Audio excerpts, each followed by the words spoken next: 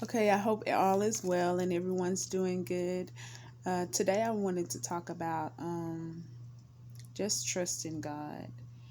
That has been like a big issue to like really be honest and say, I trust God with everything. You know, sometimes if you're like the go getter and you're the one that's like, oh, I got to make this happen and I'm going to make that happen. And but with God, it's different. You don't know his every move. You don't know, sometimes what's the next step. You don't know, but you know that if you begin to just trust in the Lord and say, God, I'm gonna have rest and I'm just gonna trust what you're doing, then it all just becomes so right. And then that's when we're in the place with the blessing, or we end up in the place of just prayers being answered, and then that's when we're rejoicing, right?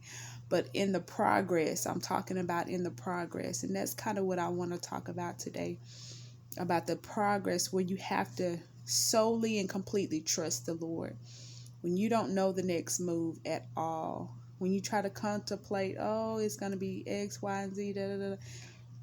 No, and it's not. You have to solely trust on the Lord. And that's where the Lord wants us to be. Because if we begin to just solely and truly trust on the Lord, then the Lord is able to move. He's able to move like he wants to and like he desires. And that's when he does his best work, when we just fully trust him and we say, God, I trust you. I know you're able to do X, Y, and Z, and I'm going to trust that you're going to figure this out and you're just going to do it. And I just want to talk about something that's held me back from trusting God. And I'm not saying like this is the only thing that can hold you back from trusting God fully, but I'm talking about my testimony. And hopefully this will help somebody. So, one of the reasons that I wouldn't trust in God is because of pride. And being prideful, you never learn the righteousness of God, because you're either questioning his word or trying to make it happen yourself. And so that's where I have been. Like, I've either tried to make it happen myself, or I've heard his promises of what he said he's gonna to do, and it's been confirmed through his word and just through him, and just confirmation through other words, and I know it. But then when it doesn't happen when I think it's supposed to happen, my pride kicks in and I'm like, well, maybe that wasn't him. And so that's just something that, no, if God gives you a word, stand on his word, because his promises and his words cannot come back void. It goes out to establish what it's supposed to, and that's in his word. That's in Isaiah. And that's just solely where I am, to just trust in him. I'm not questioning it. I'm not saying why. I'm over that. I'm solely trusting the Lord. And I know that he's going to just like bring me out on the other side. Okay, and I wrote down a verse, Isaiah 26:16. It says, Lord, in trouble have thou visited thee?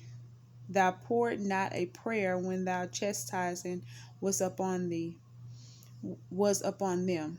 So it was talking about chastising and God loving the people that he chastised. And it sounds kind of harsh, like God loves the one he chastised and stuff like that, but it's really not. And as we think about chastising, it's really to teach us. Okay, so he's really teaching us what we're supposed to be doing, or what we're supposed to be learning. Like, he's teaching us. So if you think about it in a parent sense, like a natural parent, I'm a parent, and when you chastise your child, or when you whoop them or punish them, you're trying to teach them a lesson, like you can't do X, Y, and Z.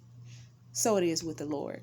He lets us know that we can't do X, Y, and Z. And we shouldn't be, when it happens, we shouldn't be bitter. We should ultimately try to see and discern what the Lord is trying to teach us, so we won't have to go back over that. Okay. And so let's not despise chastising. Okay, it's to push us and make us stronger and make us be righteous and be who the Lord wants us to be. So I know punishment sounds kind of harsh, but that's just what it is. And in Hebrews 12:6, I wrote it down, y'all. I'm looking at my pad. It says, "For whom the Lord loveth, he chastises, and scourge everyone whom he receiveth." Even though the Lord chastises you, he is showing you that he loves you, okay? And so I just want you to be encouraged about trusting the Lord no matter what. So if the Lord's been trying to tell you, like, don't do this job, or don't do this relationship, or don't do these group of people, and you do it and things happen, that's not necessarily the Lord chastising. That's just you being disobedient in what he asked you to do. And so that's your result. So we have to kind of separate what the chastisement is, okay? And mostly if you're in disobedient and you're not listening and you want to just do your own way and have your own way and be in self, that's pride. So I just want to talk a little bit about my journey and like what's going on with me and what I'm going through, and hopefully in praying that it'll help someone else just to open up, or just to say, hey, I'm not the only one that's going through certain things. And so I pray that you all are blessed and that you're having a blessed day. And remember, we're blessed.